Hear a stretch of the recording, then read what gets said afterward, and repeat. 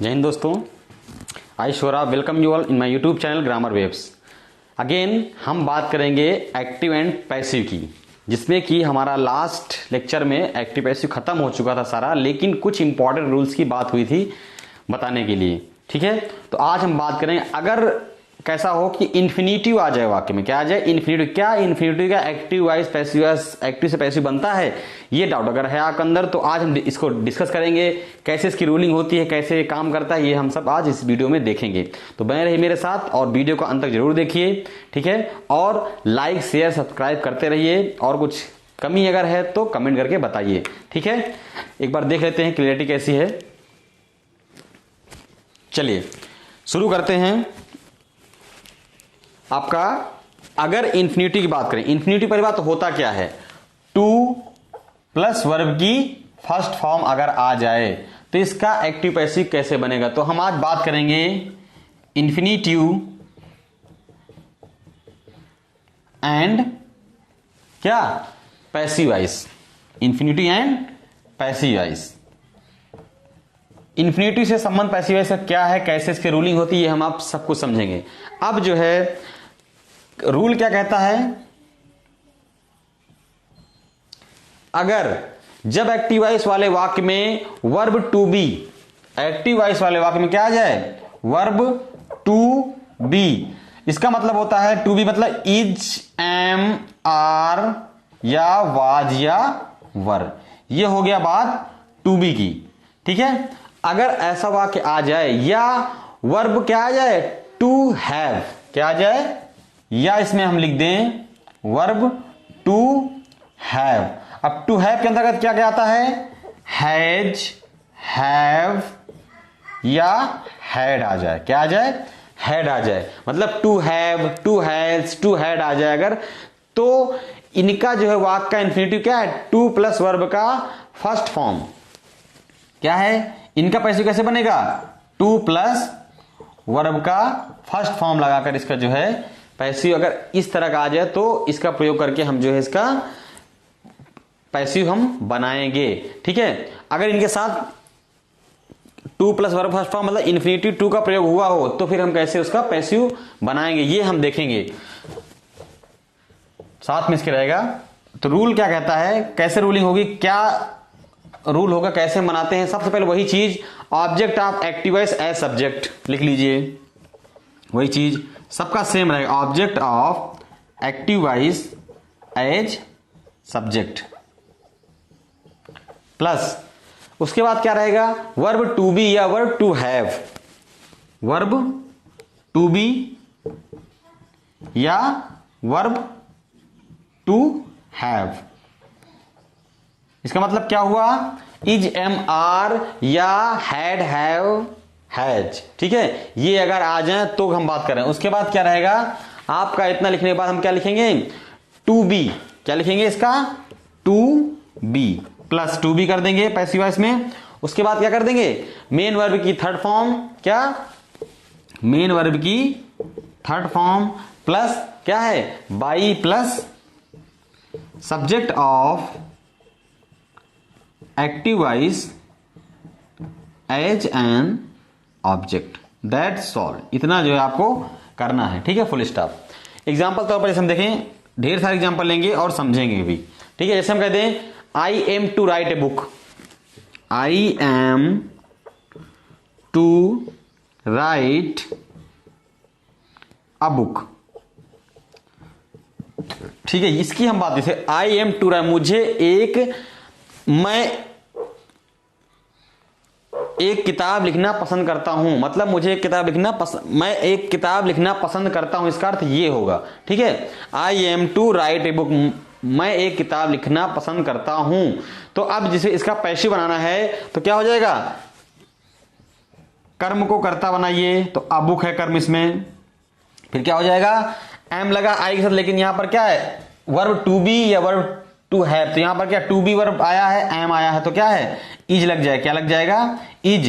फिर क्या है, उसके बाद टू बी, फिर उसके बाद मेरा थर्ड फॉर्म रिटेन, राइट क्या हो जाएगा, रिटेन, फिर बाई मी।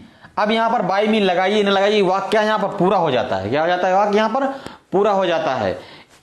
ठीक है, तो यहां पर जो है वाक्य यहां पर पूरा हो गया और बाय मी आप ऑप्शन लगाइए। अब इसी हम कह दें आई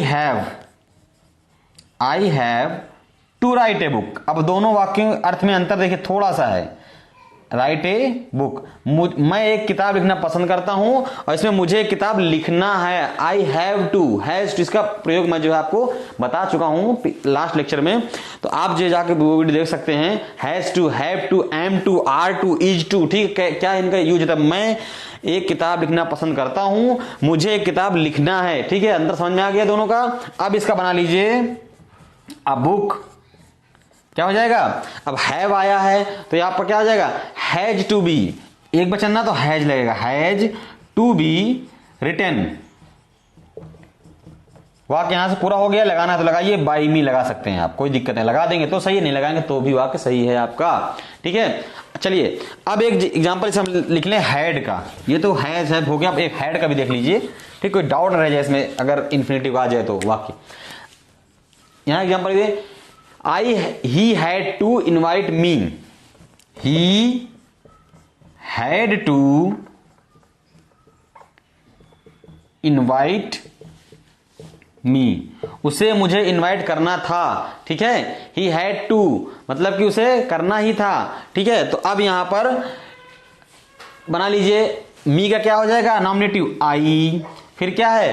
हैड का तो हैड ही रहेगा, तो क्या हो जाएगा? Had to be invited by him. ठीक है, अब इसमें बाई हिम लगाओ चाहे लगाओ, लेकिन वाक्य पूरा हो जाता है। समझ में आया? ये आपका ध्यान है, इन्फिनिटिव में क्या है? बाई के बाद वाक्य रखो चाहे रखो, वो आपको पूरा हो जाता है। ये होगा हमारे बात इन्फिनिटिव टू की बात अगर आएगी। अगर इसी में मान लीजिए बात हम करें और भी, देखिए इन्फिनिटिव कई वाक्य, तो आपको मैंने बता दिया verb to be, is, am, are. ठीक है, इनकी बात हम कर रहे हैं। जैसे हम कह दें इट इज या इट वाज। अब फिर क्या है, जैसे एक वाक्य आ जाए यहां पर, रूल क्या सेकंड के, चलिए इसको मान लीजिए आपका। ठीक है, तो जैसे हम कह दें यहां पर इट इज या वाज आ जाए, या वर या इट आर आ जाए कुछ। ठीक है, तो क्या हो गया? इन्फिनिटिव आ जाए, इसके बाद क्या आ जाए? इन्फिनिटिव आ जाए, इन्फिनिटिव आ जाए, प्लस उसके बाद क्या? अदर वर्ड आ जाए, अदर वर्ड। तो ऐसे वाक्यों का पैसिव कैसे बनाएंगे? ठीक है, ऐसे वाक्यों का भी पैसिव बनता है, ध्यान रखिए। कोई ऐसा नहीं बनता, बनेगा भाई, कैसे नहीं बनेगा? एग्जाम्पल अभी दिखाऊंगा, कितना बढ़िया आप समझाएगा कि हाँ एग्जाम्पल इनका बनता है। ठीक है, देखिए तो क्या हो जाएगा रूलिंग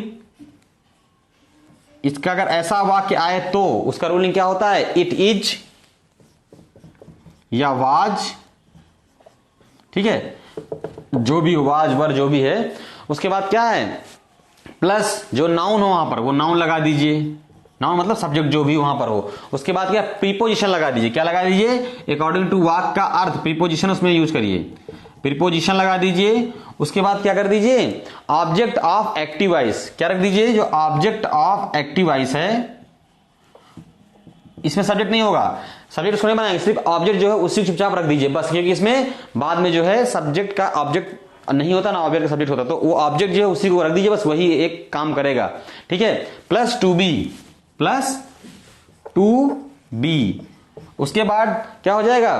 प्लस मेन वर्ब की third form plus other word, plus other word. ठीक है, इसमें बाय वाई नहीं होता है। ठीक है, इसीलिए क्या है? कर्म इसमें जो है वैसे जैसे तैसे रख देंगे, सब्जेक्ट इसमें नहीं होगा। ठीक है, एग्जाम्पल जैसे हम देखेंगे, चलिए एग्जाम्पल में ज्यादा समझ में आएगा। ये तो रूलिंग हो गई आपकी। जैसे मतलब it is time to do the work, it is the time, यह समय है to do the work, to do the work, ये समय है कार्य करने का। तो अब जैसे क्या है, हमें इसको बनाना है पैसिव वॉइस, तो क्या हो जाएगा रूलिंग के हिसाब से? It is. ठीक है, इट के साथ इजी लगेगा, इजी लगेगा। टाइम, नाउन जो आया है नाउन रख दीजिए, इट इज टाइम। ठीक है, द लगा, द छोड़ दीजिए, चलिए कोई बात नहीं, टाइम ही रखिए बस, द नहीं लगाइए। इट इज टाइम, फिर उसके बाद for the preposition, for the work. अब इसको देखिए ऑब्जेक्ट ऑफ एक्टिव वॉइस रख दीजिए, द वर्क, और फिर उसके बाद टू बी, फिर मेरा थर्ड फॉर्म डू का डन, ठीक है, उसके बाद अदर वर्ड। अब अदर वर्ड इसमें नहीं है तो यहां पर फुल स्टॉप लगा दिए, सिंपल। आपको और जैसे लिखना है एग्जाम्पल और समझिए, बहुत समझ में आएगा और अच्छे से। इट इज, हम कहते हैं it is necessary for this, it is necessary to write this letter, it is necessary to write this letter, it is necessary to write this letter. आप देखिए यहां पर बना लीजिए इट इज, अब नाउन का नाउन वैसे रहेगा जो आया है, नेसेसरी नेसेसरी रहेगा, नेसेसरी, और प्रीपोजिशन लगा दीजिए फॉर, फॉर दिस लेटर, किसके लिए, this letter, this letter to be written, full stop, खत्म, ठीक है। तो इस तरह से आप जो है वाक्य को करें, अगर इट इज इट वाज आ जाए तो, ठीक है। अब जो है हम बात करेंगे नेक्स्ट रूल की, अगर इंफिनिटिव की बात आती है नेक्स्ट की, छोटा चैप्टर है, आराम से इसको समझिए। एक एग्जांपल और लेके आप अपना देख सकते हैं, कुछ डाउट्स है तो पूछ सकते हैं, नो प्रॉब्लम, ठीक है। अब हम जो है और एक बात करते हैं लास्ट रूल की। जैसे मान लीजिए इसमें आ जाए रूल नंबर 3 क्या कहता है इंफिनिटिव का, ये तो हम 2 टाइप इंफिनिटिव पढ़ चुके, ठीक है। रूल नंबर 3 क्या कहता है, जैसे हम कहते हैं जब एक्टिव वॉइस में ऑब्जेक्ट के बाद वर्ब फर्स्ट आता है, किसका, एक्टिव वॉइस में, पूरा लिख देता हूं, एक्टिव वॉइस में क्या आएगा, एक्टिव ऑब्जेक्ट के बाद, ऑब्जेक्ट के बाद वर्ब भी क्या आएगी, फर्स्ट फॉर्म आए, तो पैसिव वॉइस में क्या है, ऑब्जेक्ट वर्ब की फर्स्ट फॉर्म आए तो पैसिव वॉइस में क्या हो जाएगा,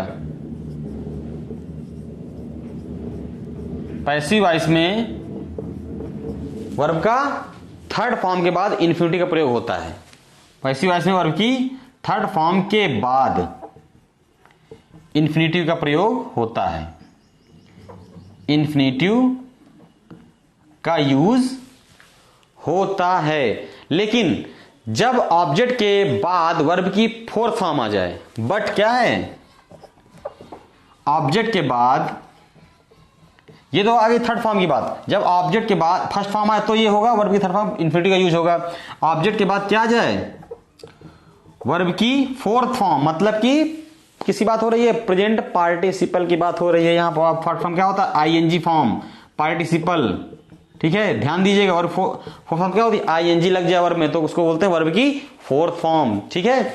आता है तो वैसी हालत में क्या, इंफिनिटिव लुप्त हो जाता है, तो क्या होगा, पैसिव वॉइस में, तो क्या होगा इसमें, पैसिव वॉइस में, पैसिव वॉइस में इंफिनिटिव गायब कर देंगे हम, बिल्कुल इंफिनिटिव लुप्त हो जाएगा, गायब हो जाएगा, लुप्त हो जाएगा, उसको रखेंगे, इंफिनिटिव का यूज ही नहीं करेंगे, ठीक है। फॉर एग्जांपल समझ लीजिए, जैसे हम कहते हैं, और उसकी जगह पर क्या, जीरेंड का प्रयोग होता है, और क्या है, उसकी जगह, इंफिनिटिव की जगह क्या है, उसकी जगह पे जीरेंड का प्रयोग, जीरेंड क्या होता है भाई, जीरेंड का प्रयोग होता है, ठीक है। एग्जांपल में समझेंगे क्या होता है, जीरेंड प्रयोग होता है। एग्जांपल देखेंगे यहां पर,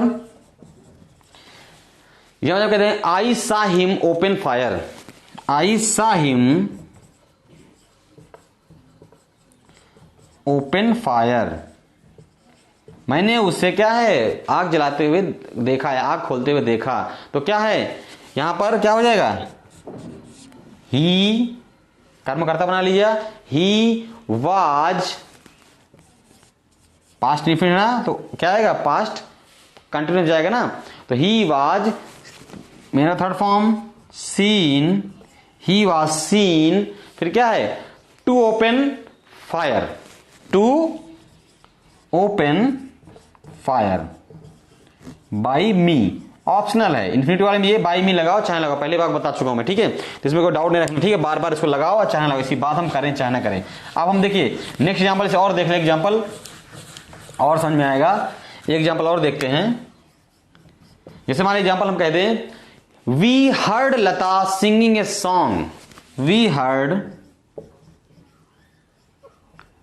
लता, हमने लता को सुना क्या, कि वो गाना गा रही है, सिंगिंग ए सॉन्ग, उसको एक गाना गाते हुए हमने सुना, ठीक है। अब यहां पर हम बात करेंगे पैसिव वॉइस कैसे बनाएंगे। तो क्या हो जाएगा, Lata was heard, Lata was, past infinite है, पास्ट कंटिन्यू जाएगा, ठीक है। लता वाज हर्ड, फिर क्या हो जाएगा, अब हमको क्या करना है, इन्फिनिटी टू को लुप्त कर देना है, ठीक है। इन्फिनिटी टू को लुप्त कर देना, जैसे मान लो अभी बात क्या, यहां पर क्या पार्टिसिपल प्रयोग हुआ, first form fourth form use हुआ, देखिए यहां पर फोर्थ फॉर्म यूज हो गया, इन्फिनिटिस में नहीं है तो इन्फिनिटिस में नहीं होगा, उसमें क्या जीरेंड का प्रयोग कर देंगे। तो क्या हो जाएगा, सिंगिंग हर्ड, सिंगिंग, इसमें भी वर्ब का फर्स्ट फॉर्म और प्लस आईएनजी, इसको बोलते हैं gerund. A song, a song by us, optional है बाई अस, ठीक है। इसको लगाओ चाहे ना लगाओ, आपका सेंटेंस यहां तक पूरा हो गया। ये बात हो गई इन्फिनिटिव एंड पैसिव वॉइस की। अगर इन्फिनिटिव होता है तो कैसे हम इसका पैसिव वॉइस बनाएंगे, ठीक है। उम्मीद करता हूं आपको वीडियो ये बहुत बेनिफिशियल होगा, और ऐसे एग्जाम्पल जो है बोर्ड एग्जाम में जरूर रख दिए जाते हैं। अगर हम बात करें नॉर्मल एक्टिव पैसिव की तो वो शायद अब कम पूछ जाते हैं, और ये सब इस तरह टिपिकल थोड़ा सा ज्यादा पूछ लिया जाता है। तो ये हमारी बात हो गई इन्फिनिटिव की। अब हम बात करेंगे नेक्स्ट जो चैप्टर होगा हमारा, अगला चैप्टर हम बात करेंगे क्या, इंपरेटिव सेंटेंस। इंपरेटिव सेंटेंस की और भी नई नई चीजें वॉइस के बारे में पढ़ेंगे। तो बने रहिए मेरे साथ और हौसला अफजाई करते रहिए, वीडियो को शेयर सब्सक्राइब करते रहिए, ठीक है। और कमेंट जरूर कर दीजिए कैसा वीडियो लगा। Thanks for watching my video.